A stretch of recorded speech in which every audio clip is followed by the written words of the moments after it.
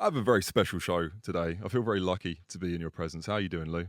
Good. Actually, I feel equally lucky. Thank you for having me. Yeah, I mean, what? There's a lot of people in the world that want to speak to you, and here we are. We're going to have a chat. How? I'm not sure necessarily all of them want to say nice things, but I appreciate it. The honor Well, and we're going to privilege. find out, aren't we? One way or the other. Yeah, the honor and privilege is mine. Thank you, Mark. It's great to be here.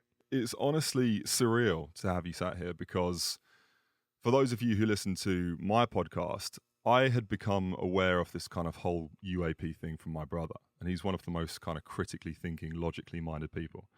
And as we discussed today, I found myself reaching a point where I thought, oh, damn, I'm really going to have to look into this now.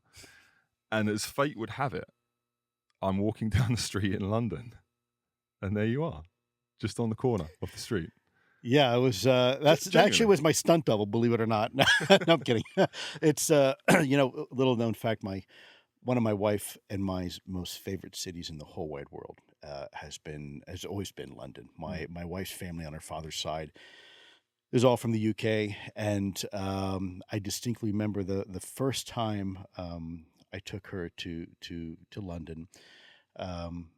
It was kind of like going back home to the fatherland. And in fact, if you to this day, if you go to London Heathrow Airport in the B terminal and look at the floor, you'll see some what appear to be scratch marks, and those are the claw marks my wife made as I had to drag her back onto the plane back to the United States. Come move over. We're trying. We're trying. Well, I found it as a genuine kind of strange turn of fate. I found that whole thing so peculiar, and it obviously explains a little bit of why we're here. I was fascinated by this subject, and for a lot of people, I would assume, who will be watching this, they'll be thinking, everyone in the world wants to seemingly talk to Lou Elizondo, and then here he is speaking to Mark Kovic on a small podcast, and I feel like the one thing I can try and get out of this conversation is the ability to just have a really honest, frank conversation with you, maybe ask you questions that the typical media wouldn't, maybe try and press you a little bit and see what's going on underneath, because Sure. as you know, I've been fascinated by this whole subject for a while. My first question to you is, can you define why you're doing what you're doing in this space? What is it that seems to be driving Lou Elizondo? Wow. Good question. You're right. I don't think I've ever been asked a question like that. It's usually what do I know and what do I think, but not really what motivates me. Um, some people may know, some people may not know. I'm a father of two children. Been married for almost 30 years now. And what drives me to have this conversation is the same thing that drove me to join the military, to serve my country, um, go to war. In fact, it's loyalty. It's loyalty and patriotism to an ideal. My family came here as immigrants. My father was a political prisoner in Cuba after the Bay of Pigs invasion. He went to prison for several years and endured some horrible atrocities as a result. Came to the United States where he had opportunities that Cuba did not provide us, and he thrived.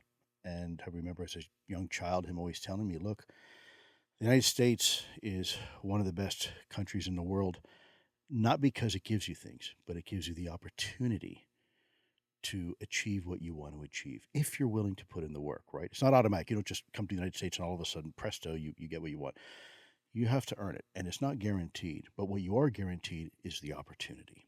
And that's something that Cuba did not allow us to do. And so from a very young age, that was instilled in me.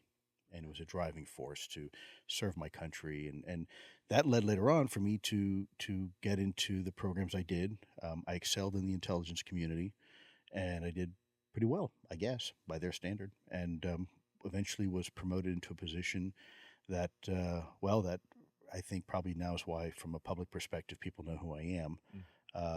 But it was because of that opportunity that the United States gave me, and that's really what still drives me to this day, is that sense of loyalty to my nation, to my country.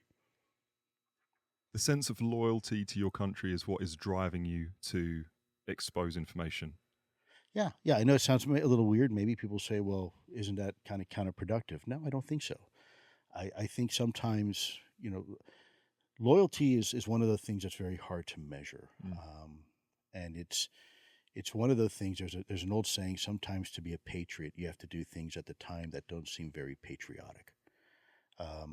It's something that to me, I left the Department of Defense because I wanted to fix what was wrong in the government, not to destroy it, not to tear it down, not to break it down. That was never my intention. To basically use the system, the mechanisms that were in the system already, in order to have a very difficult conversation, a conversation that I knew would probably impact me professionally and personally, most certainly, and in every aspect of my life. It has not been an easy road. And do you feel that what you're doing now is a means to rectify that and regain some control in that aspect? Is that Well, I'm not seeking control. I'm seeking our government to work the way it was intended, which is controlled by the people, not controlled by Lou Elizondo, right? It's not. I don't have a private agenda here to gain anything out of it.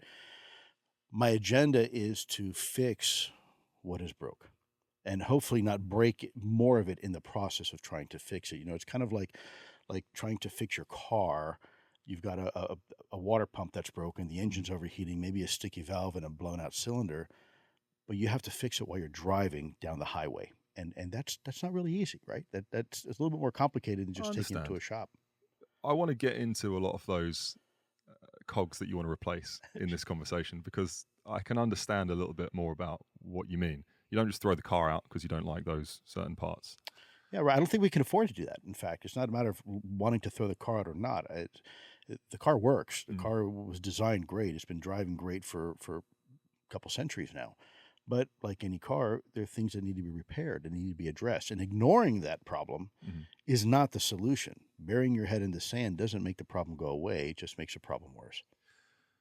Well, for my listeners who aren't aware of Lou's history, because obviously most people listening are, Lou was involved in, I guess we can call it whistleblowing, for lack of a better way. You came out and exposed a concern that things were happening in our skies, that there were potentially things that the government had come across that they weren't telling people, and you were directly read into these programs. And like I said, we're going to dive into that in a minute. But just before we start, I want to pretext this in a little bit of a different way, and I want to ask you a question about what you think your worst critics would say about you. So before we go into this debate a little bit, what is it that you think people say about you that's critical? Well, that depends. Are we talking about the funny goatee that I sometimes sport, or my terrible sense of fashion? I'm talking about what you're doing here, what your movement, what you're trying to get through. It depends on where you're sitting. I have a lot of critics out there.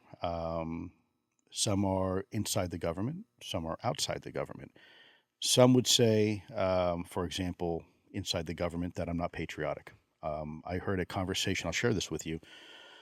Several of the attorneys from an organization called Aero, and I can go into a little bit more about what that is later on, but long story short, that's the organization that was basically replaced the program that I ran, ATIP, eventually. Some of the attorneys were having a frank conversation with some of the scientists that I worked with in the past while at ATIP, and they said that I was unpatriotic and that I was hurting the Department of Defense and that I was considered a traitor. That cut very deep. From the outside of the government. Why do you think that cut you so deep? Well, because I like to think I'm the most patriotic person out there. I'm doing what I'm doing. In essence, I'm finishing the very job that I was given to begin with. And, the irony here is that the Department of Defense entrusted me to do a job. And in order to finish that mission, I had to leave the very department that I loved so much. I left to fix it. And that's so you essentially quit in rebellion, in a way. You quit that position. I resigned, and that's not unusual here in the U.S. government. For some of your listeners, I don't know how common this is in other countries, but here in the United States, especially in our military apparatus, if you can't fix a problem, you don't stay there and you don't make the problem worse. You resign. And so in 2017, in early October, I submitted my resignation to the Secretary of Defense. And by the way, I think it's important to note that the Secretary of Defense a year later did exactly the same thing. He resigned in protest because he was not getting the support he needed to do his job from the administration at the time. So it's not uncommon people resign in protest.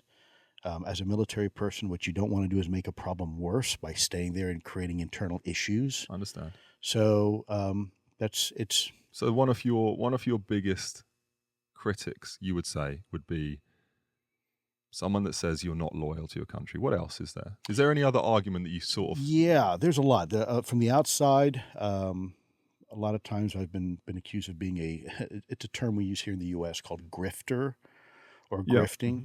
It's someone who is trying to profit or profiting off of a particular topic, and that's their primary motivation. They don't really have any expertise in anything, but they find an opportunity to exploit, and they try to gain financially from that, exploit that situation. Well, I mean, I can have some respect for that argument. I mean, in the sense that you are someone with a growing following. I've been very interested in your insights and the information that you expose. And I can understand that a lot of people would look at that and say, well, hold on a second. What if this guy is loyal to his country and he's going out and he's doing all of these things for the betterment of us as a functioning, law-abiding society? Why would he feel the need to charge money for, say, releasing a book or releasing films or documentaries? And I can understand that argument. So it's fascinating that that's one of the first things that you come into, because it is a good question. I'm happy to address it now, and if it comes up again, we can continue to address it if you want. But the long story short is I've been engaged in this now for almost 7 years at great personal cost and almost financial ruin. If I was a businessman, this is probably the worst business decision anybody could ever make. Money has never been my motivation. There were times where my wife and I literally had to sell one of our kids' cars and leave our house and live in an RV, a trailer, for a couple years, simply because I was trying and still continue to try to do the right thing. Now, well, the question is, what's the right thing? Well, it's trying to bring attention to, I don't want to say malfeasance, because I think malfeasance is probably a harsh word, but dysfunction. Mm-hmm. There is dysfunction within the U.S. government involving a particular topic, which I'm sure we're going to get into, that is, in my opinion, a topic that every American and frankly the world probably should be made aware of, a topic that is real, a topic that affects every single one of us equally, although differently. And it's something I have dedicated my life to. And now, so back to your question, about grifting and making money, I haven't really made any money off this. The only time but you're about to. And this is kind of like the friendliest way of, obviously we've spoken about this, me and you in general anyway, because I've been fascinated by your journey.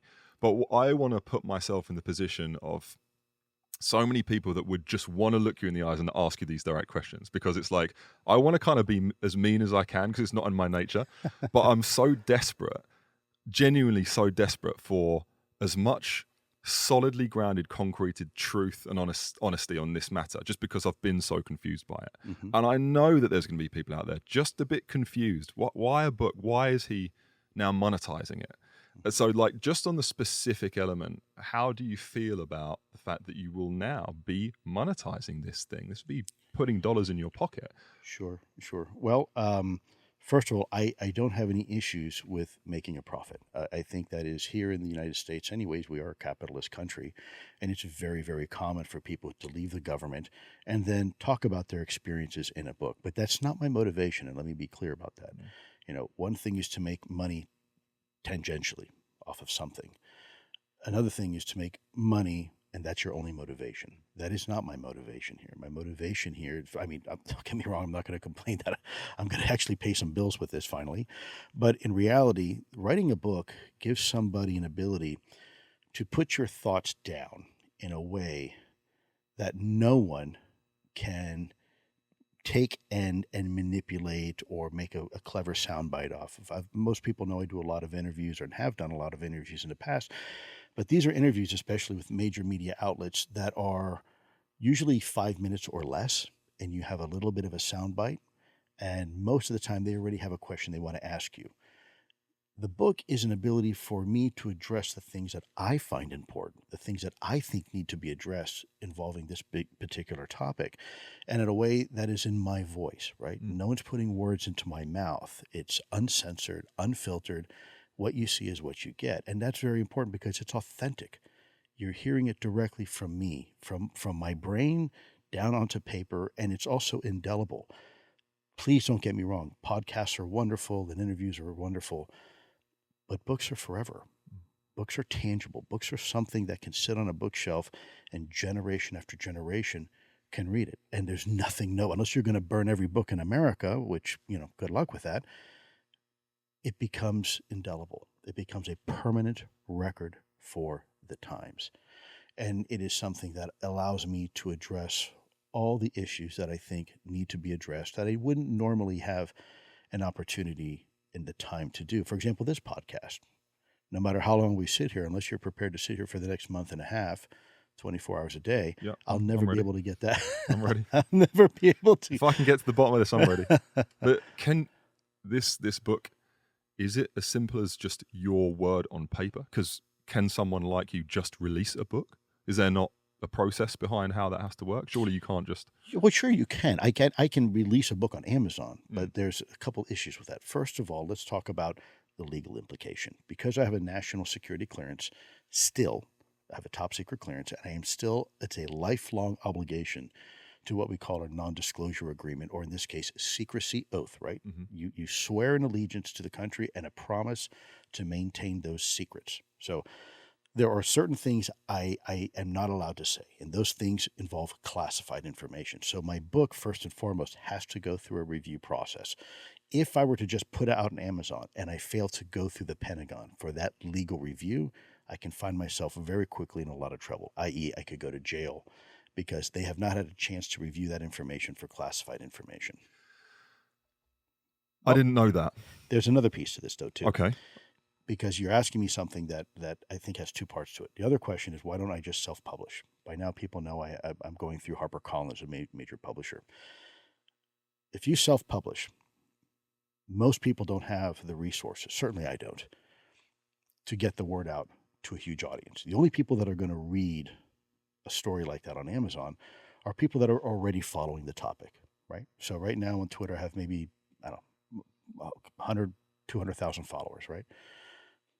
That's a drop in the bucket when you're talking about a global audience. When you go with a major publisher, they have the capability and resources to get the word out and really get the book out to a global audience. So rather than maybe 100 or 200,000 people that are going to read the book, it could be 10, 15, 20 million people that are going to read the book in different languages, right? So now that word spreads beyond just the English language, beyond just the shores of the United States, and beyond the, if you will, the horizon of those who are interested in the UFO or UAP topic, to a other mainstream audience that would otherwise remain untapped if I were to just go ahead and self-publish and say, here's my memoir and put it out. I don't have that type of infrastructure. I don't have that capability. I don't have those resources to reach the larger audience, which is really my intended audience. The people in that small UFO, UAP enclave, they're not my target audience. They already have their opinions. Either they believe it or they don't. And there's really little anybody can do to change that. My focus is the 99.9% of other individuals who may have never even really considered this topic before as being a serious topic to discuss. Okay. Firstly, I didn't know that about the review process. And then that kind of brings another question in my mind, because on the one hand, you've said, this is my words, this is my process, this is my stuff going down on paper. But I can only assume that there's been a lot of redactions. If that's had to go through a process to be vetted by the security services, essentially, of the United States government, there's going to be things that you can't just openly say whatever you want. Correct. And you're so I'm sorry for jumping in, but will we as readers just see like blanked out lines of redaction in the book, or? Yeah, but isn't that interesting, right? If you have a government that has historically said there's nothing to see here, the topic isn't legitimate, and there's no UFO program, and all of a sudden you read a manuscript where the government has redacted paragraph And and line. you'll print the redaction elements that where you can see you've written stuff, but it's Absolutely. Anybody can look at those lines and see for themselves. I did not doctor those. Those are the lines that the U.S. government has said this is too sensitive. Mhm. You cannot publish it. And that will be there for everybody to see. Okay. Well, that then brings me on to one of the main key points that I've always wanted to discuss with you in person and look in your eyes whilst we do it, because it bothers me genuinely that whenever I watch interviews, whoever we talk about, Grush or David Grush, I can't think how you pronounce it exactly because I know that's been floated around a couple of different ways, but I see people like him going in front of Congress and making certain claims, and then the second that it gets to the point of saying, okay, well, have you seen, have you touched, have you been involved with directly non-human intelligence craft, UAPs? There's this consistent, like, almost get out of jail free card that's played all the time, which is, I can't talk about that. I can't talk about that. Oh, I can't confirm or deny.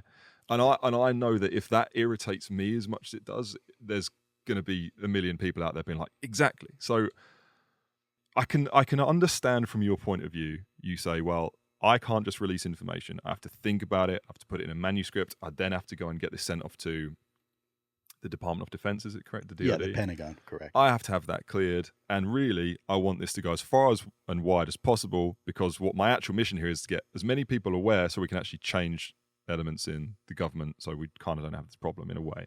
And my next question that I'd pose to you is, you open this podcast saying that one of the worst critiques you could have is to say that you're not loyal. Loyalty is obviously something that is a nerve toucher for you. It means a lot to you. Now, what would you say to people who would suggest, well, who are you loyal to here? Because why are you listening to these redactions and you're having your word, your freedom of speech redacted and taken away by fundamentally the government, and you have this information that you're not telling the people, when your loyalty is, of course, with the people? Like, do you have kind of some, I guess, what's the best way of putting it? A little bit of contradiction there, do you feel? Do you battle with that yourself? I don't. And here's, simply put, you can't separate in this country the people from the government. The government is the people. The people are the government. This is a government for the people and by the people. And as long as But we all one's saying, Lou, you can't say that, and the other's saying, Lou, tell us. So you have to pick a side, no? No, I don't think so. I think that's a misnomer. I don't think you have. It's not an either or solution. In fact, the third option is to do exactly what I'm doing now: have the conversation without having to break my promise to the American people that I was going to safeguard their secrets, national secrets, and that's precisely what we're doing. There's been other attempts in the past. I do not believe in leaking classified information. I think that only hurts our country. I've never been one to I've had a lot of people say, well, Lou, just tell us the truth. Well, I am telling you the truth without having to break my national security oath, because it is important for people to realize, at least from my perspective where I come from, this government is all we have here in the U.S., and it's a government that we all agree should be there. It does wonderful things, and most of the time it works fantastic. I don't believe in breaking the system down or violating laws in order to provide information or to fix the very system that I'm trying to fix. I don't think you have to do that. And in fact, if the last 6 years have been any evidence of that, I think it shows that we can do that. Look, in the last 6 years, since 7 years since I first come out, the first reaction was, oh, that's crazy talk. Now you have members of Congress saying it's real, former directors of the CIA saying it's real, former directors of the National Intelligence saying it's real, former secretaries of defense saying it's real, and you have former presidents of the United States saying it's real. Now, that has all happened lightning fast. Now, I know people have this natural burning desire, this curiosity that they want to know. Say, Lou, you have all this information in your head. Just tell us. But that's not why I'm doing what I'm doing. I'm not out here to satisfy people's just idle curiosity. I'm out here so we can fix the very system so you don't have to ask me You can ask the government, and the government will tell you. Well, let me give maybe an example that strikes to the core of this. I know a lot of people just want to shake your hand and be like, the fact that you are willing to stick your head above the parapet, go there and say it. A lot of the things that have been released are in the public domain now, thanks to you. There's a lot of people that want to tip their hat to you. So I want to make that clear. I appreciate it. There's a lot of people, too, that probably want to punch me in the nose, too. But in my bones and in my soul, transparency and honesty is about my only guiding light and factor that is really important to me. And as soon as I met you, I looked at you as someone that I thought, in my bones, this guy doesn't seem to be disingenuous. Well, I appreciate it, but let me interrupt you for a moment, if I can. This is part of the problem, because it should not be up to one person that people look to and say, that guy has the truth. Therein lies the problem, because people make mistakes all the time. I make mistakes, you make mistakes, everybody makes mistakes.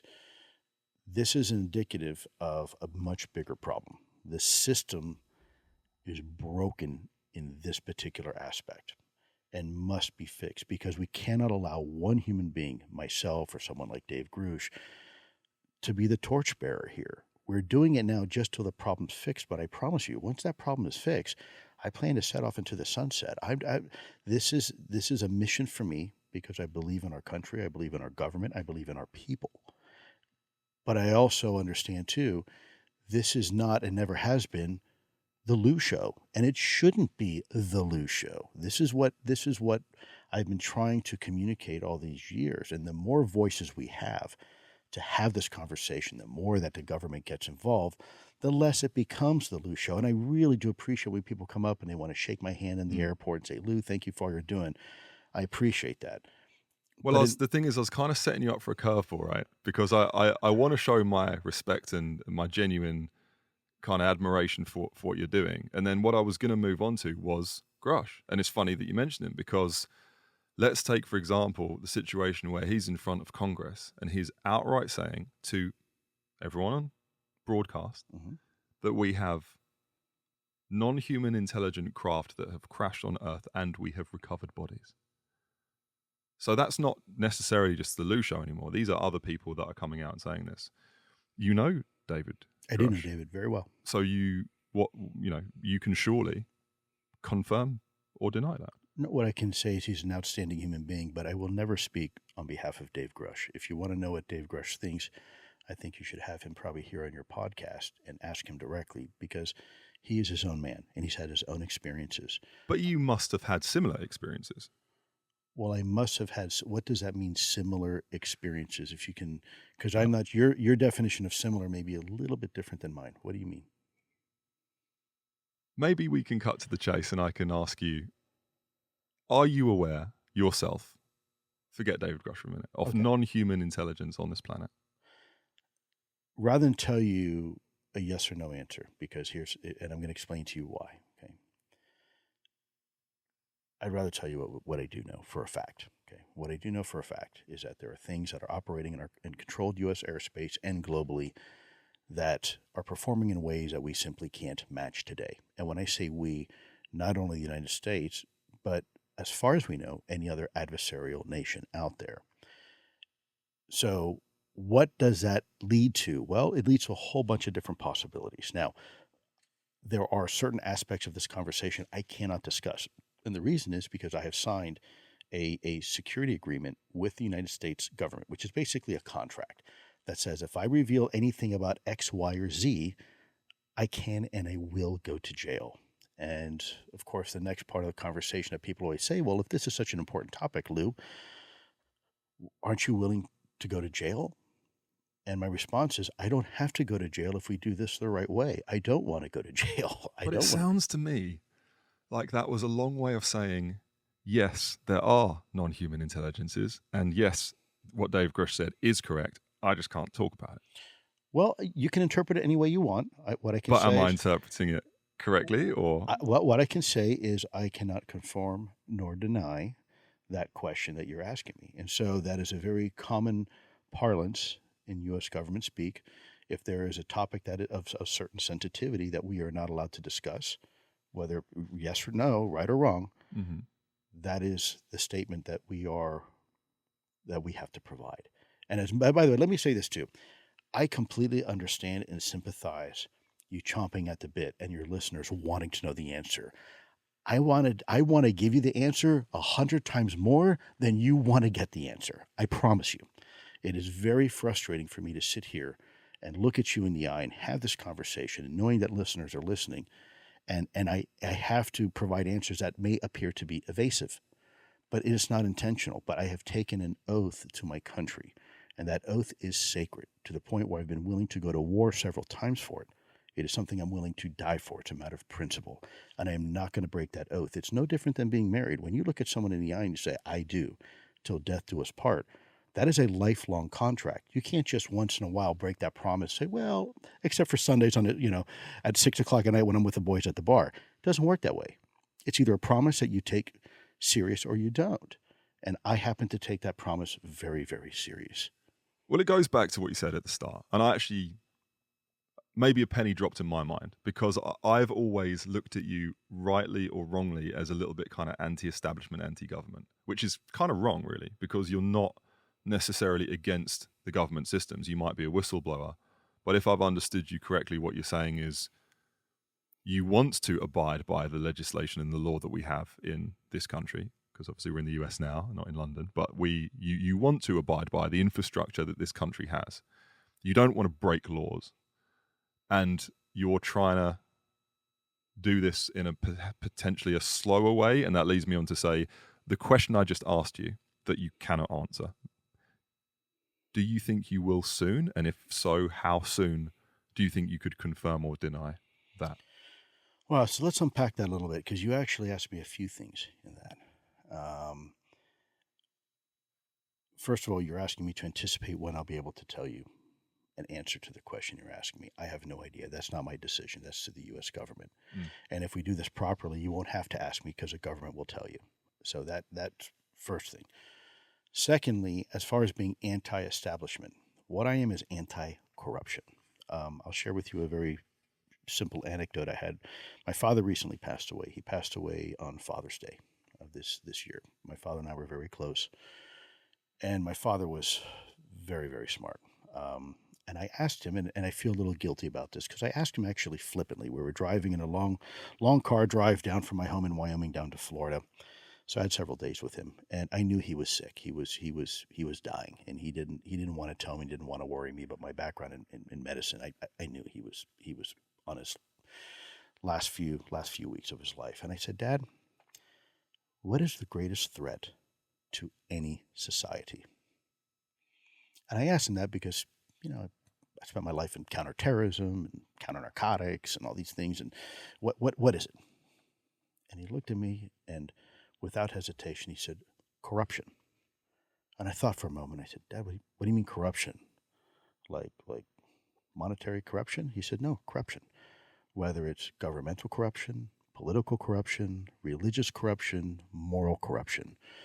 The moment one is willing to bend their own personal values in exchange for something else, whether it's money or drugs or sex or whatever, popularity and whatnot, that erodes the very foundation until eventually there's nothing left. And so corruption in government, and I don't mean necessarily monetary corruption, I mean corruption where the system is supposed to do one thing but decides to do something else because the truth is either inconvenient or it is embarrassing or for whatever reason, that is a form of corruption. And that keeping truth, ultimately truth away from people is, I think it is egregious. I think it is one of the worst sins a government could ever do to its people. Because let's not forget, at least here anyways, this is a government for the people and by the people. You cannot separate government from people. People like to do that and say, oh, that's the government. Well, don't look now, but that's actually a reflection of you. Those people are there in office because either you put them there or because you didn't vote and let someone else put them there. But either way, ultimately, we are responsible. And that's not just Congress, okay? Because with presidents and they appoint cabinet members and whatnot. So there's a huge cascading effect here. And so ultimately, if you want to know why we don't have truth, we have only but to look in the mirror and blame ourselves, because we have not put the right people up there to tell us the truth. And I know that seems a little bit, some people say, oh, well, that's, so to pick the president, I'm responsible for that. Well, in a very kind of indirect way, yeah, because we have rights in this country that allow us to choose our elected officials. And that is sacred. Very few countries really allow that to happen. And so when we allow it to be hijacked by people who have different intentions, right, that are not consistent with the values of the people, then you have corruption. And what happens is we have the issues that we have now. And now, by the way, not just with UAP, there are a whole slew of issues we have in our own government right now that need to be fixed. They need to be addressed, and need to be fixed, and need to be fixed now. Well, it sounds to me, if I'm going to try my best to read between the lines, because there's a lot to unpack in that, but it sounds as if you're saying you do know about crash retrieval and non-human intelligences. You can't confirm or deny that. But to me, the fact that you instantly jump into this pillar, if you will, of your ideology, which makes sense to me, is that you're seriously concerned about corruption.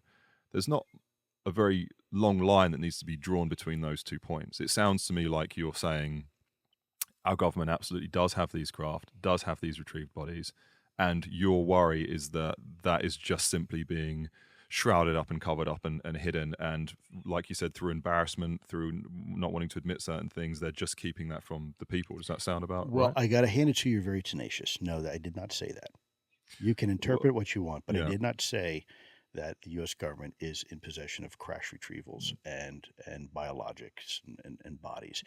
That's your interpretation, and the lack of information that I'm providing, you're filling in that blank. Now, you're more than welcome to do that, because again, I understand that my response wasn't very. It was rather ambiguous, right? So I can neither confirm nor deny, and that's going to be up to you to interpret and your listeners. Until at which point other people provide that information in a legal way, or I will. And the moment, I will tell you, the very moment the government can say, Lou, tell them what you know, I will be the very first person to get on the highest mountain with the biggest, loudest speaker, and you're going to know everything that I know.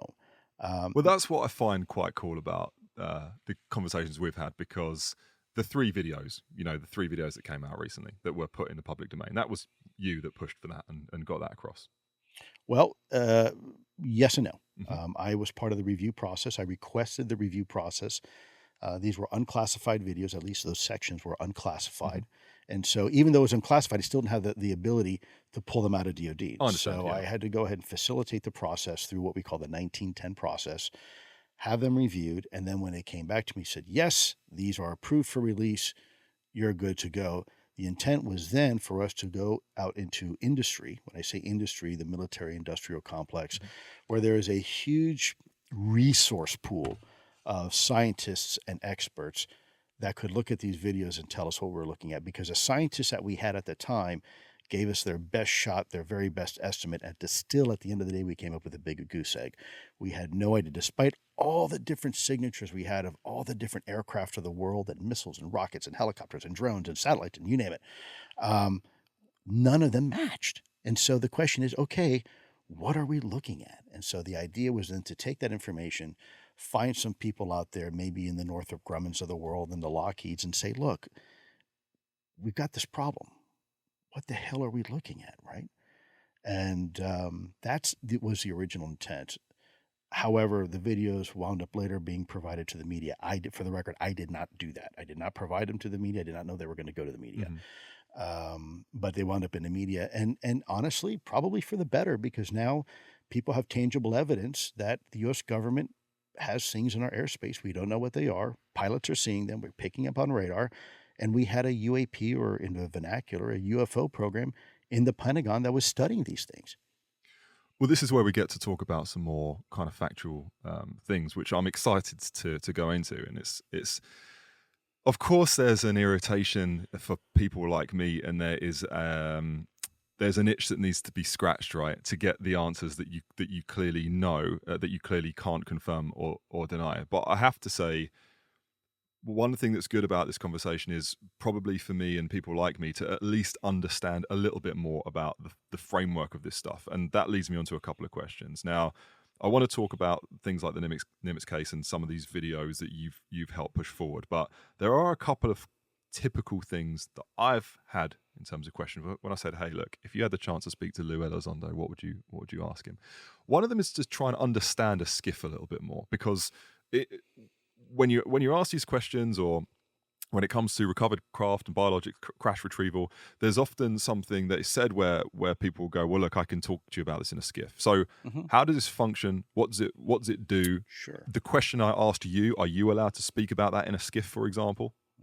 How does it work? Yeah. So let me give you a little lesson on the U.S. classification system. Okay. There are 3 tiers of classified information. The lowest tier, but it's still classified, is confidential information, okay, which is, if you look at the definition, basically can cause, if this information gets out, it can cause damage to U.S. national security.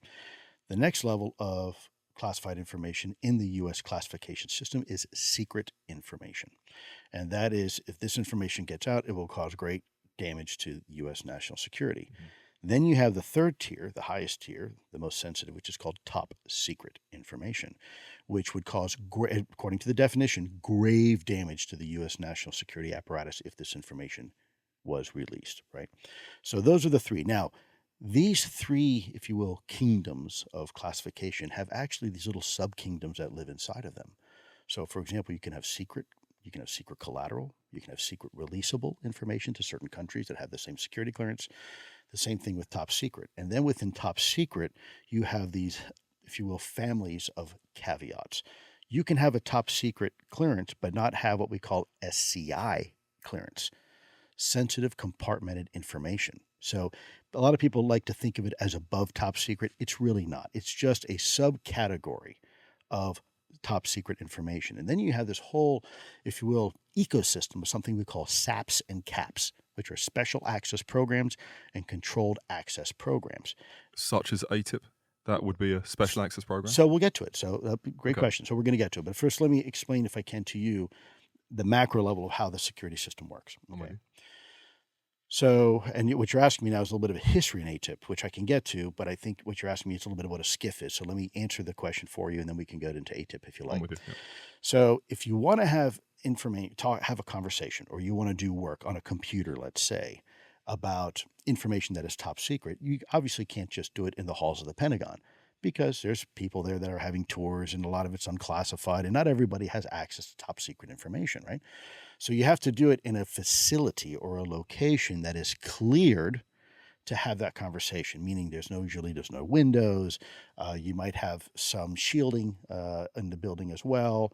The doors are insulated, so sound doesn't travel beyond. Certain electronic emissions don't penetrate and can be picked up elsewhere, right? So they're special, just like a recording studio. Think of a skiff just like a recording studio. If you want to make a soundtrack in a recording studio, you don't do it in someone's garage, right? You go into a place that is specifically designed to have the best quality sound and the best recordings and whatever video that you want to do and the best engineers. That's kind of like a skiff. A skiff is like a recording studio, but for top secret or classified information. So you have these designated areas. So if I wanted to have a conversation with somebody about this topic, first of all, I'd have to do it in a skiff. Second of all, I'd have to make sure that the person I'm talking to, even though they might have the commensurate level security clearance, like top secret SCI, LMNOP, for example, that's not a real caveat. I'm just giving you an example. They would have to have a need to know. And I'd have to verify that too. So it's not just making sure you have a top secret clearance. It's not just making sure we're in a skiff. It's also making sure that you have a demonstrated need to know to have access to this information. So that is what a skiff is. That is when you hear the word skiff. It means special compartmented information facility. I'm sorry, sensitive compartmented information facility. Now, back to what you were asking me about ATIP specifically. If you want to ask me the question, I'll see if I can answer that for you. So you said something about ATIP.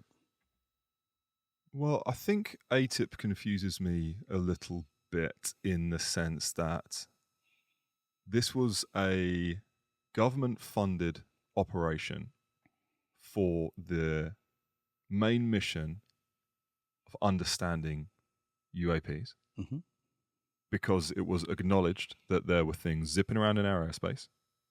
And then they decided to get a whole bunch of money together and go, right, let's get a department essentially to go and figure out what this stuff is. Actually, let's get a few people in the department to do this. People that have the requisite qualifications in aerospace technology and whatnot to look at this. And you led this. I did. I initially came in 2008. In 2010, I became the director of it because of my seniority and my rank and my position. And for the following 7 years, I ran it as the director or chief, call whatever you want. How does it feel when people within the government deny that, or when people in general deny that that program even existed? Yeah. Because at this point, it's not even a argument, right? You were there, you did it, you ran that program. Right? Yeah. I mean, it's anybody who says it now is a bit misinformed, unfortunately. I think there was some confusion from the department because the department initially was very clear. When I first came out for 2 years, they said, yeah, ATIP was real. It studied UFOs, and Lou was in charge. And then something very interesting happened. After Secretary Mattis left the Department of Defense and resigned, a way I can describe it is that a new mindset took over the department because they had been inundated with so many requests and FOIA requests for the program. My boss at the time, I'm not going to mention his name here, but it is publicly known who he is, was very mad at me. And he was mad at me for several reasons. One, because I never read him into the program. And there's a reason for that. I don't want to say it here on the radio, but the bottom line is there were reasons that I felt I could not read in my current boss. There were some things going on in the department that I could not take a chance doing that. So instead of reading him in, his boss and his boss's boss were all read in. So I was briefing the Secretary of Defense's senior staff on a weekly basis, but I could not read in my supervisor. And when I left, my supervisor was very mad because initially he took it very personal. Mm-hmm. He was later removed from that position, and it became evident why. And he had started the campaign to tell people that ATIP wasn't real and I had nothing to do with it and that I was crazy. Fortunately, the program's sponsor, Senator Harry Reid, who happens to be the former Senate Majority Leader and the actual owner of ATIP, the person who started the program, wound up writing a letter for the record, and I believe it's dated 2021. I've seen that, yeah. Where he confirms it in writing. He confirms it in writing, saying, look, I hate to tell you this, guys, I ran the program, and it's real. We studied UFOs, and Lou was running it for me, and he did a great job, right? I could have much earlier on fought that if I wanted to with the Department of Defense. There were people in the Department of Defense that knew exactly what I was doing and why I was doing it and who I was doing it for.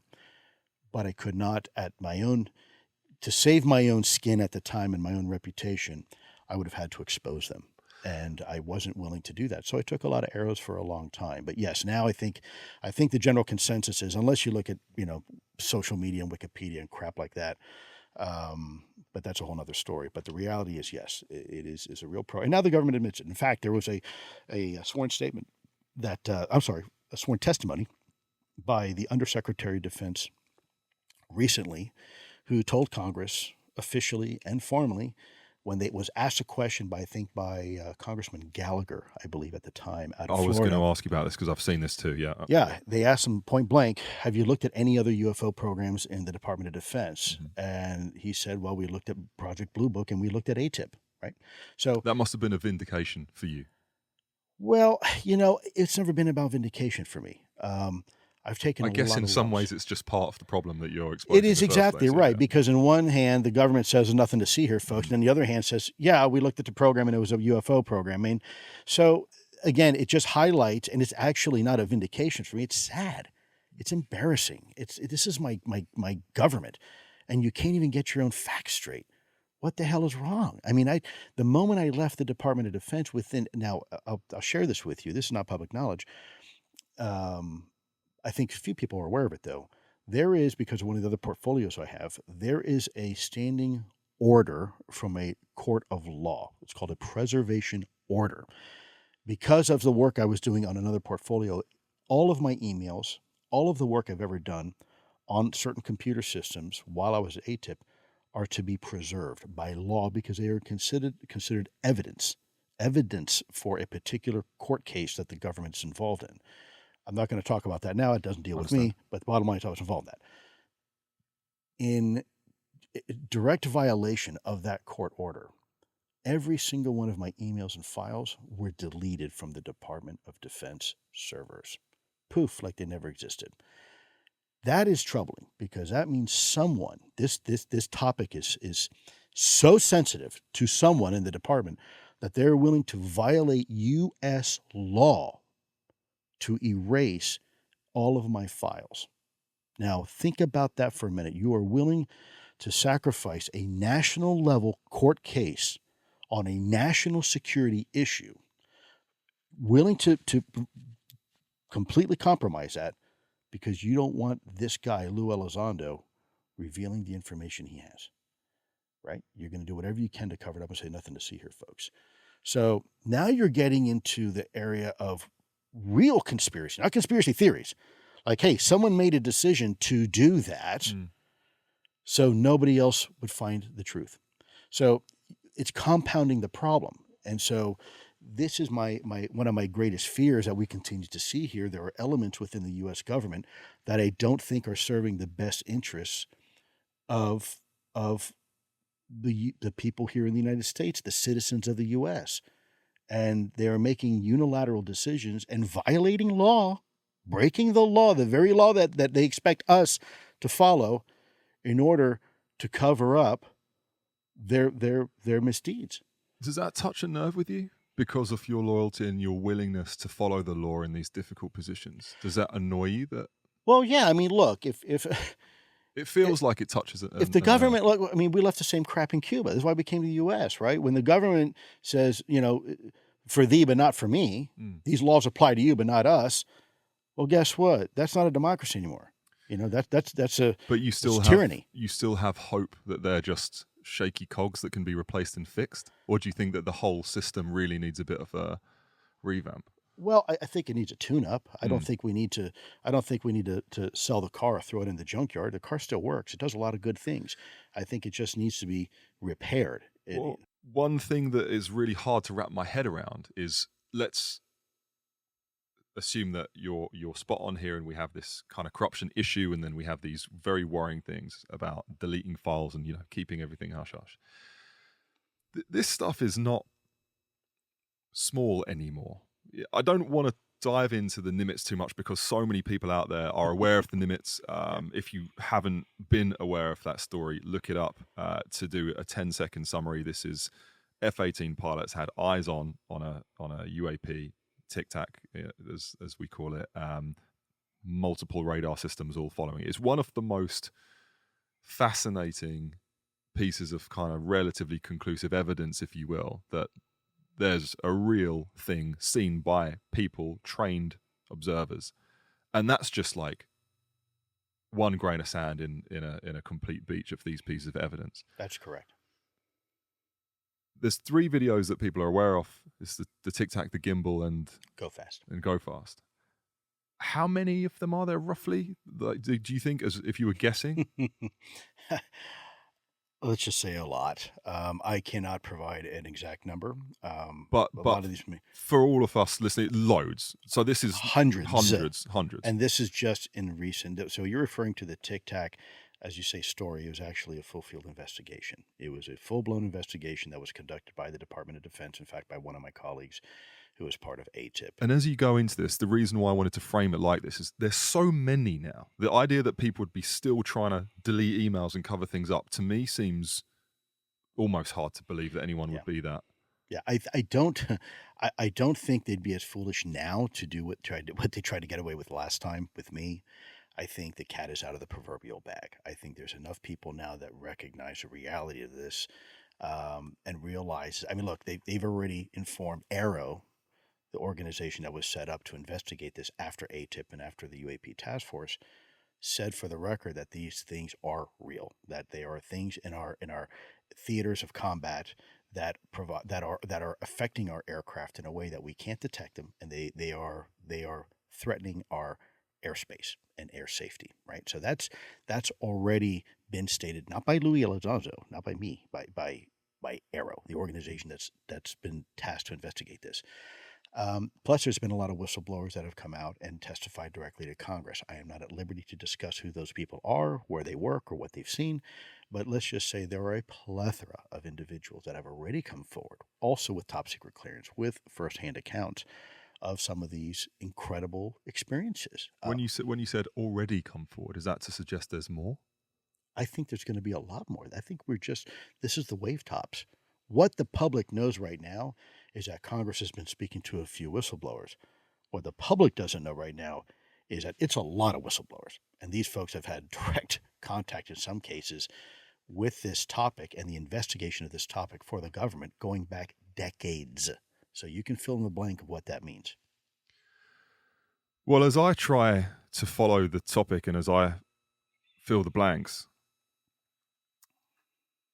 there's still questions that come to my mind, and I have to rely on theory. As you know, my background is science. I'm a physicist in my first life. My background is science too. We have a lot in common. Which is why we've always got along on looking at this critically. And it's the same with my brother when we first started talking about it. We're both looking at this being like, well, let's explore other realistic options, because tons of people will be Googling now and having a look at the Commander Fravor interviews, and they'll learn all that, and they're going to see for themselves and make their own minds up that we now have so much conclusive evidence that something is zipping around in aerospace doing things that we can't control. And I did, for all of the little kind of physics and science nerds just like myself out there was a lovely little description actually, which I believe may have came from ATIP. I'm sure you can't confirm or deny it. But it was a bunch of scientists that looked at the telemetry data of these moving objects, and they made kind of conservative estimates of what the kind of masses would be, and they looked at the acceleration and the velocities. And for those who haven't seen it, these things are zipping up into 80,000 foot, zipping back down, right? Yeah, let me emphasize that the videos that are publicly available are certainly not the most compelling. There are videos that we have that are extremely high definition. But I'm loving that we're getting there, because the first thing I was going to say on this scientific observation is that anyone with a scientific background and an understanding can calculate the energy that would be needed to make an object move like this. Yeah, especially and then not just visual. Let's not forget that we have radar data, right? Very sensitive, very capable, sophisticated radar systems that can detect a baseball at 80,000 feet. Now, put that into context. When you see an Airbus 380 at 33,000 feet, it still looks like a little speck in the sky. Now, imagine virtually 3 times that altitude and something the size of a baseball. And we can track it with extreme precision, right? So this is the level of fidelity of data that we have on some of these things. So please continue I just want to put that in context as you're talking about the energy levels required to do some of this performance. This will make sense also, I hope, to my next question. But when you do the maths, we're talking about orders of magnitudes more power than our planet can generate in certain periods of time. Like if you took all of the nukes and kind of detonated them all at the same time, that's the sort of power that we're talking about to move even a much more insignificant mass in these ways. It seems to me that if the maths is correct, and as a scientist you've got to look at this stuff and go, well, it's kind of hard to imagine that being incorrect, and obviously our understanding of physics could be needing an update, or someone could be really far ahead of the time. But we don't have the ability to produce this insane amount of power to do anything like this. It's nowhere near our human capabilities. Right. Well, so let's put this to somebody who may be sitting in their automobile right now and on their way to work or coming home from work, and it's rainy, and right now we're just kind of speaking generalities. Let's put this into specifics. Imagine taking a small bus, a microbus that you take to the airport, right, when you're going to the terminal or something like that. Take something approximately that heavy as well, and take that object and go from 80,000 feet, and don't just drop it, but force it within less than a second to 50 feet above the ocean, right? From 80,000 feet to roughly 79,950 feet, right? Distance-wise, several miles and miles. And now, imagine that type of energy. Now, do the calculation backwards. Not only were these objects seen coming down, they were also seen going from 50 feet over the water up and beyond 80,000 feet in less than a second. Now, the power output required to do that is more than the entire power generation of the entire continental United States for 3 years. And oh, by the way, whatever power they're using, it's internal to the craft, and it's not an external power source. So these are almost unimaginable levels of energy required to do it. And we are not only picking these objects up, doing this on electromagnetic devices and these things like radar, spy-1 radars, we're also seeing them, our pilots are seeing them with their own eyes, naked, bare eyes, seeing these things doing and performing these incredible maneuvers that there is no way in heck our country has anything near that technology. The inertial forces alone would crush anything biological inside, would be turned to the consistency of pudding, right? So this is well beyond anything that we are really used to dealing with technologically. One of the questions that's common when it comes to these things zipping down from 80,000 feet, hanging around for hours, so to speak, out in the ocean. There's so many of them at this point. Why has someone not just trained a high definition camera and just looked at the thing as it's hovering around for quote unquote hours? Why? How do you know they haven't? Why are you saying they no one has? Just because we haven't seen that yet. But that doesn't mean no one has. That So just means that, do we have that? That just means if that's been done, it's probably remained very classified. Probably remained classified. So let me hint, nudge, nudge. Yeah, I'm with you. It's probably classified, right? So Understand. to say that it hasn't been captured before, how come people aren't seeing it? That's not accurate. So let's say that hypothetically there were high definition videos of these things as they were hanging around. And let's also say that you clearly cannot confirm or deny that. I would assume that hypothetically, this would be next on your list in terms of applying to have these videos released out to the public domain, like you've already had your successes with the first 3.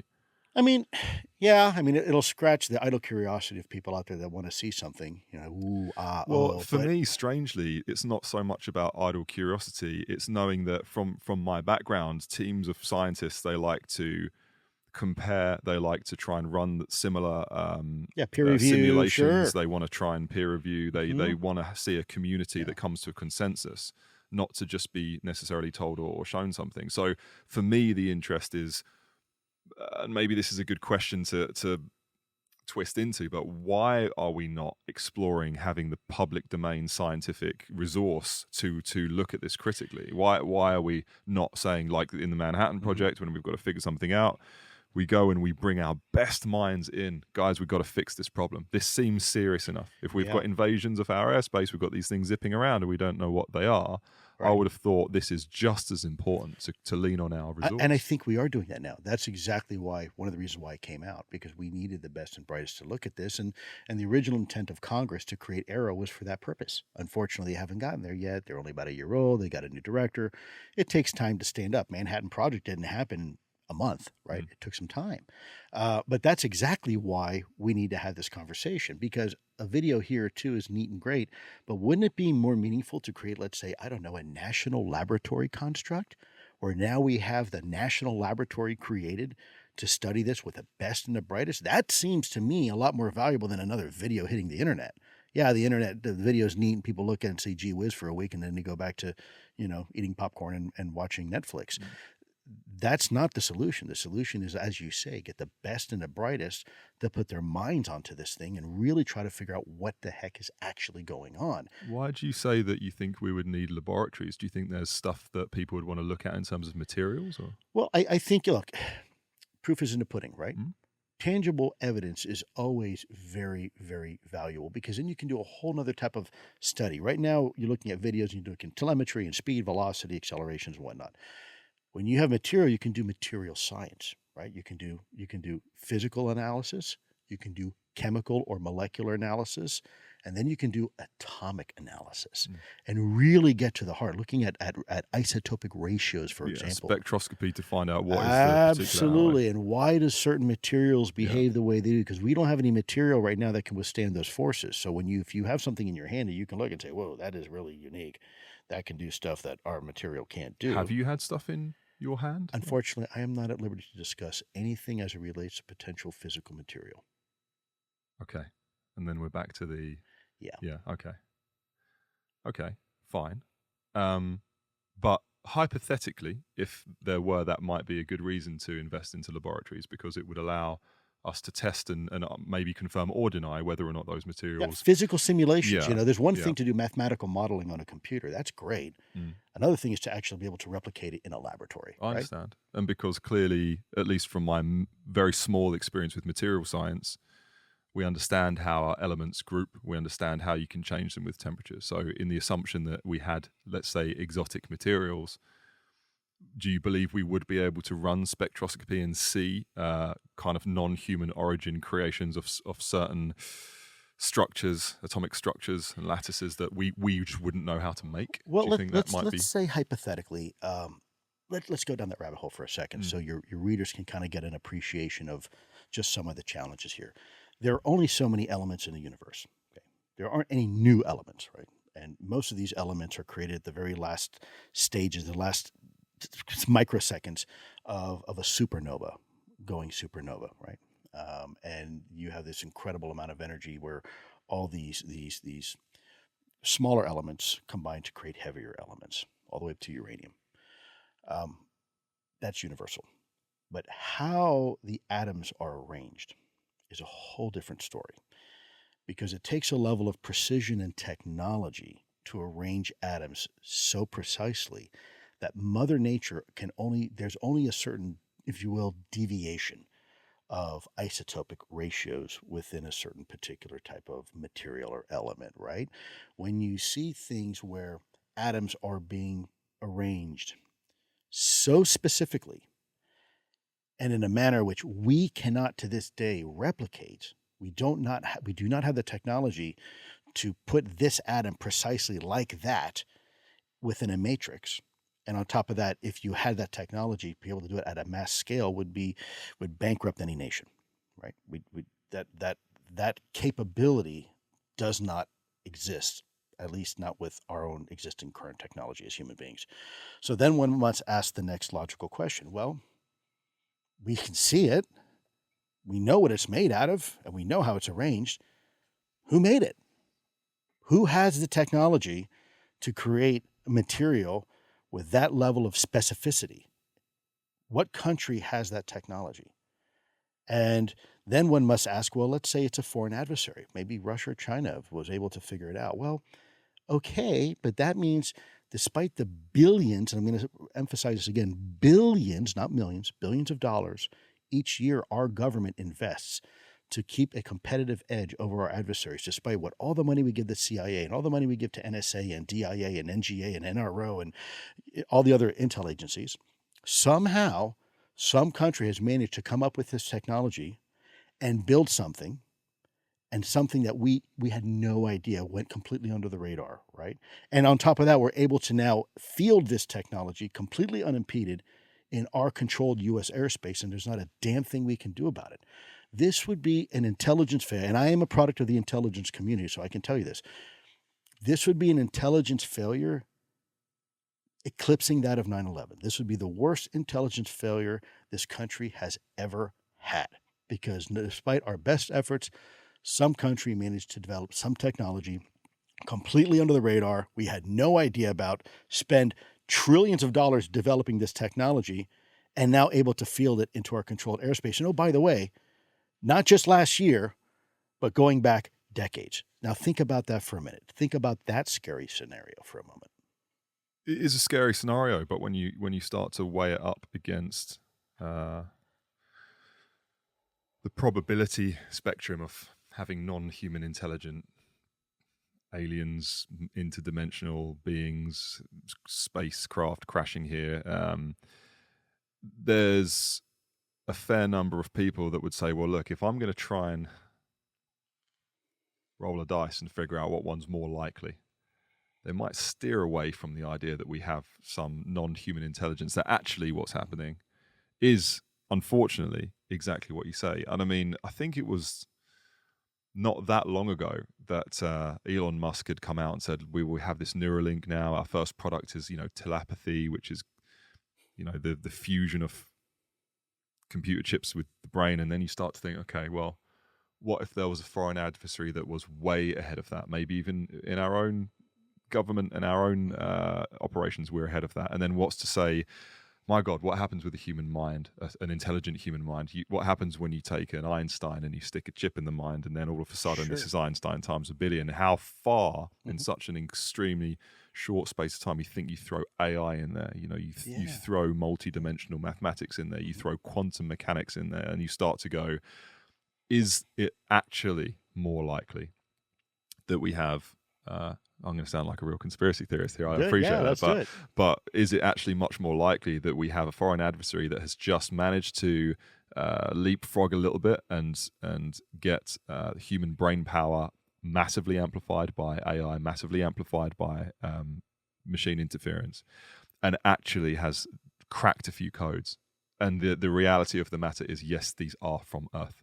It's just these are extremely cutting edge developments. So your proposal is that AI was actually developed before 2004, right?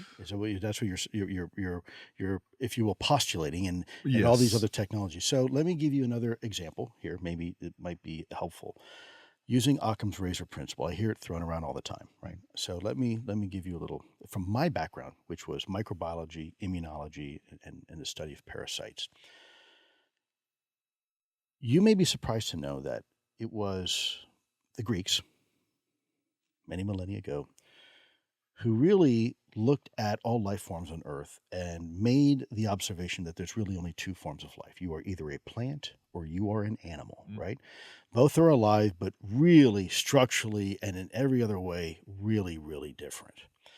And then along comes somebody about 300 years ago and says, actually, there's another life form that's been on this planet all along with us that is neither plant nor animal.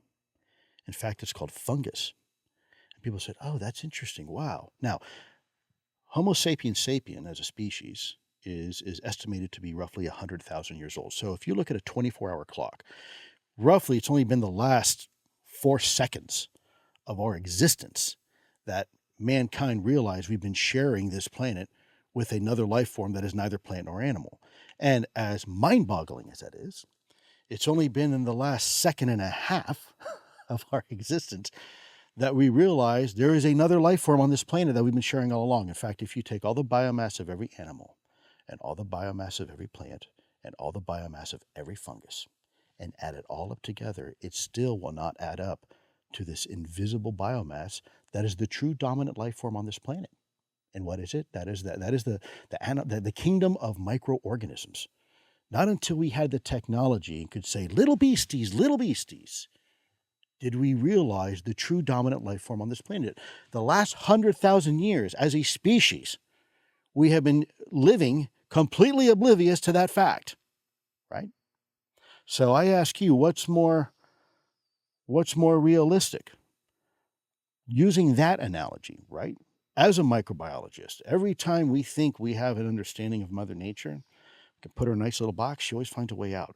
There was a time when I was in school, they said all life forms are derived and get their energy ultimately from photosynthesis. And we took that as a scientific fact. Man, papers and documents and you name it, all that crap came out and everyone was, oh, this is great. We are so smart, pat ourselves on the back. Great job, humans. Then it turns out, well, you know what? Shit, there's this other life form at the bottom of the ocean that live by the black smokers and the heat, and they survive off of something called chemosynthesis, not photosynthesis, and they do quite well. Well, there goes that theory about photosynthesis, right? And then, well, all life forms need to survive and must have oxygen. Well, not true. Anaerobic bacteria do not.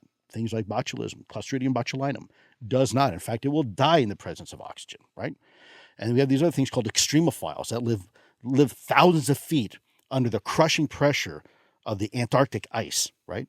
We have life forms we have found on the outside of the ISS, bacteria, that are doing just fine in a zero gravity environment, high radiation environment, no atmosphere environment, right? So we are constantly learning. We are constantly realizing every time we put a limitation on Mother Nature, we are wrong every time. When are we going to learn? In the course of our planet being 4.5, roughly estimated to be by scientists, 4.5 billion years old, right? 4.5 billion years old. And we've been looking for life. We're spending millions of dollars with NASA trying to find microbial life on Mars. We're spending millions of dollars through endeavors like SETI, looking for technosignatures within our own Milky Way galaxy of intelligent life. 4.5 billion years is a long time. What if intelligent life has found us first? Is it possible? It seems like a emotional response in those moments. Is it something that makes you feel irritated at your government, your team? Because it's a great way of putting it, and I understand fully what you mean, and I'm with you. And the animation and the elevation of your emotion there is really real. It's hubris. We haven't learned our lesson yet. Mm. Every time we think we have the answer, we put on blinders and we refuse to look at what's around us. Look at poor Galileo, the guy almost burned him at the stake for simply observing the solar system and declaring that the Earth was not the center of the solar system. And he had to recant. They refused to even look through his telescope. Now we look back and say that's silly. Do you feel that there's some similarities? Because there are people that will try and ostracize you and take you down for this stuff. Does it feel like an attack sometimes? Of course it does, but I try to remember it's not about me, and they're just doing what we do as a species. We've always behaved this way. Anytime someone comes up with a disruptive idea or disruptive evidence to our current paradigm, anything that is introduced to us that forces us to change our existing paradigm, whether real or not, there is always a violent reaction. We have a lot in common in that sense. With my background, I was very used to being taught one thing as fact. We run the experiments, we understand something. 5 years later, you go to university and they go, everything you learn at school, you kind of got to throw that out because we now have new information. That's right. And there's 2 times in my life that I have been left awake at night. And one of them was the double slit experiment, something that will if you follow that and understand that the universe will have different outcomes depending on whether you look at it or not. That's right. If you want to think about that long enough, that'll keep you up at night. The other one was learning about you and your work. And I apologize. I'm so sorry. I feel like that now, honestly, because I feel like you have answers that what I would have wanted more than anything in this world was to break that hard exterior shell that you have about not being able to tell. But I've got to admit, I'm glad to hear the explanation, because you must understand from my position the frustration, and it is a gratification we're after. We do just want to know. We just want to know if we're alone. It's difficult to know that you have this information that you can't tell us. But in that, I have to tap my hat, because I do understand what was it you said before? You said you would rather do things. Yeah, there's a saying that I have. There's a difference between doing things right and doing things right now. And I think I would prefer to do things right. And in fact, if anything, the last 6-7 years should be an indicator that whatever method we're doing to figure this out is actually working. We're getting people now engaged. We have our government engaged. We have executive branch, the legislative branch. Everybody's now engaged. We have resources going to scientists and organizations in the government to actually study these things, collect the data. So I do believe we are getting to the destination that everybody wants to get to. I understand and appreciate people's impatience. Believe me, if there's anybody impatient, it's me. I am dying to just come out and say blah, blah, blah, blah, and tell everybody what I know. But I know that's not the best way to get to where we want to go. I think those answers, the questions you are asking will be answered. How do you think people, hypothetically, if you were allowed to tell everybody everything you know, what do you think the emotional response would be? How do you think people would react? Let me share with you a very short anecdote. My wife and I raised our children on the Chesapeake Bay. Even though I was a Fed in D.C., we wanted to raise our children with some sense of normalcy. so they could ride their bikes in a normal neighborhood, don't have to lock your door. So we lived on a little island called Kent Island in the Chesapeake Bay, and on weekends we'd go for these family walks by the seaside. And my daughter at the time, Taylor, my oldest daughter, sitting down, she was probably 7 years old, and she says, "Daddy, how come that blue crab, Maryland blue crab, we're famous for our blue crabs, why is that blue crab so big and that one down there so small? How does a small one become the big one?" And I said, "Well, Taylor, that big crab was once a small crab, and it has this shell around it, and the shell protects it, and it's kind of like armor and keeps the other fish from nipping at it. But there comes a point in time, once a year, maybe twice a year, where that crab has to break out of its shell. And I'm sure if you were asking the crab at the time, is it uncomfortable? The crab would probably say, yeah, I don't really like this process very much. But it is a necessary process that nature requires in order to grow. Otherwise, if that little crab fails to break out of its crab shell, it will be stunted. That crab shell becomes a prison. It's no longer working to the benefit of the crab. So these paradigm moments where we must be willing to break open our shell and grow a new one based upon new information, I think is very much in the spirit of the scientific method. And I think it's normal as a species. These paradigm moments don't happen very often in one's lifetime. And that's why it's uncomfortable to have these types of conversations. But as a species, in the lifespan of an entire species, these paradigm moments happen all the time. And in fact, it is a natural part of our human evolution. Every time for example, the first time we decided to sail over the ocean blue, that was a paradigm moment. When we first went into space, now, of course, we take it for granted. We have satellites there and we're doing space tourism, right? These paradigm moments don't happen very often, like I said, in one's lifetime, but they are a necessity as a species. If you want to continue to grow and expand and evolve, these are just normal occurrences. You know, there was a time people looked at the moon and they said, oh, witchcraft and look at the moon, it's going to make you sick.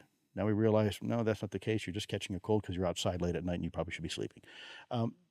It's just expanding our understanding of the natural world. And how willing do you think people will be to let go of their shells? Do you think that the information that you're aware of is going to be something that like, cast off a shell, brand new crab? Or do you think that for many, they're going to stay in their prison? I think the next generation, once the information is out, people will those who are born to the new paradigm will look at this and say, how silly we were, how dumb, how could we possibly think we were the only ones, right?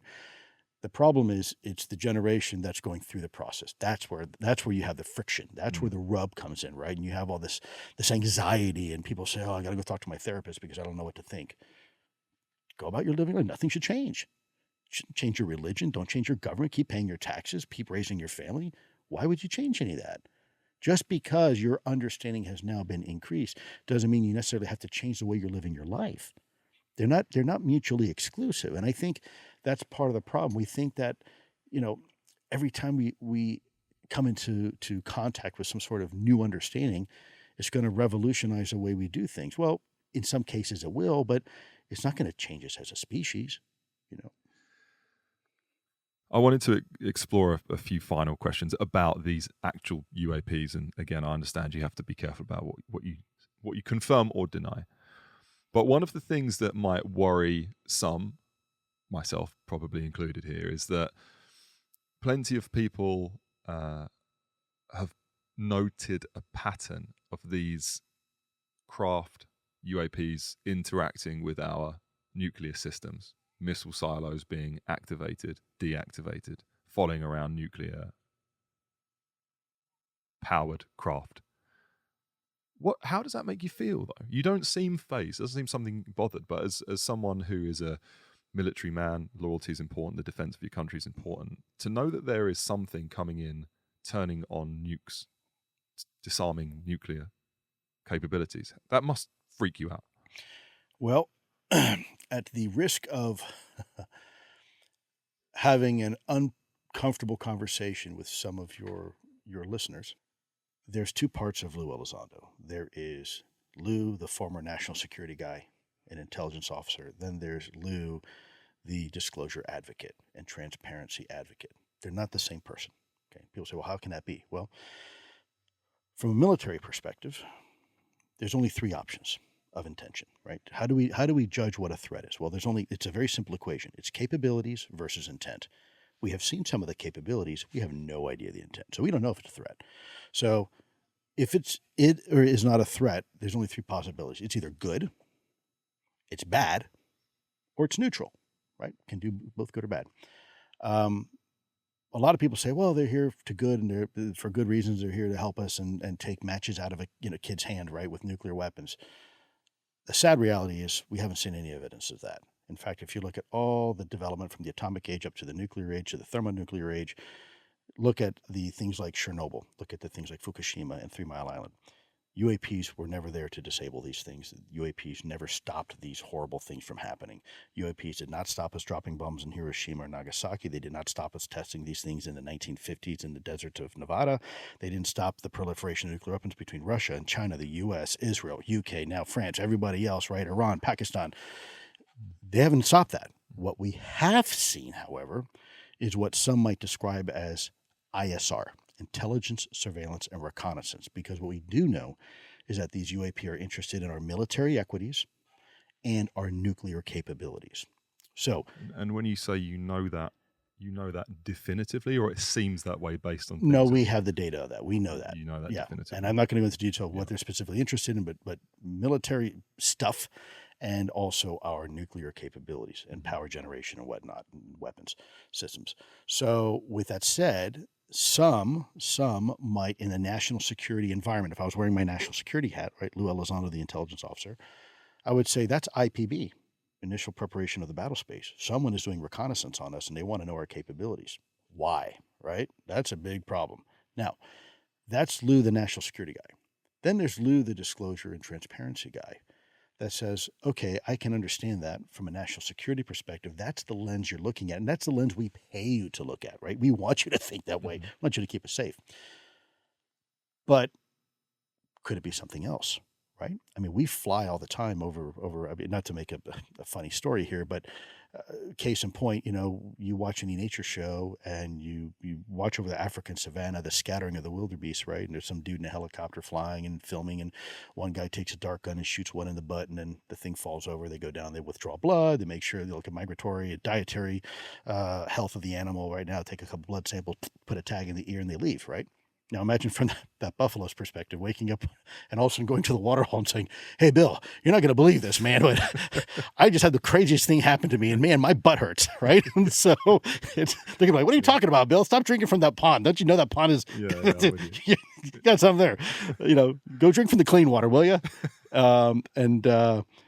There's all sorts of possibilities. And so I'm not one to, I don't think fear is the right lens. I think curiosity and maybe some concern as to why, but fear I don't think is a proper response. But what about when we have certain claims coming out that instead of getting shot in the arse with a dart gun, that there may have been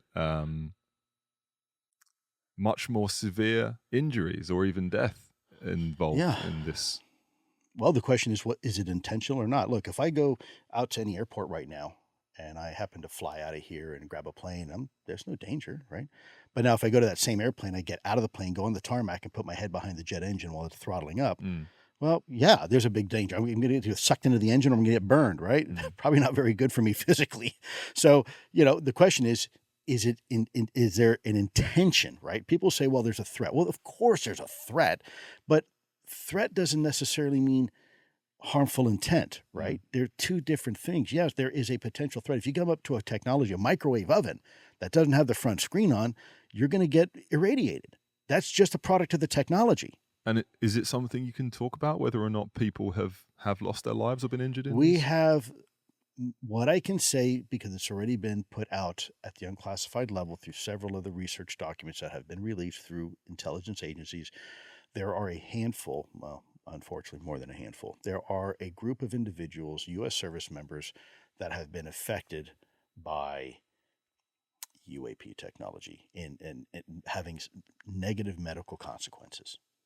And that's as far as we can go on that topic. Negative medical consequences. Yeah, I want to be careful. Remember, threat is not necessarily hostile intent. You can have you can have the threat of getting run over by a truck if you cross a freeway without looking, right? But there's no hostile intent behind it, and the two have to be segregated. We can't throw those two in the same bucket. I think my last question would be, with everything that you know, and trying to avoid putting you in a position. Okay, first of all, if you ask my wife, she'll tell you I know nothing. Okay, so, and my daughter, you ask my daughter, she'll tell you I know even less than that. So let's just make that clear. Of what I do know, okay. Of what you do know in a very specific field, you're one of few humans walking this earth that has information in this certain field, and with that information that you have, this top secret information you have, can you tell us what you think the intent is? First of all, I really appreciate you asking me that question. Secondly, I have to apologize because I can't tell you, and not because I can't because of security clearance, because morally I can't. I don't have enough information to make an educated opinion on. I simply don't, because it can be all sorts of things. And the one thing I learned in intelligence is you can be absolutely sure of something and be absolutely wrong. So I prefer to stick with the facts. What is the data? What does the data suggest? What are we looking at? What's the mathematical models?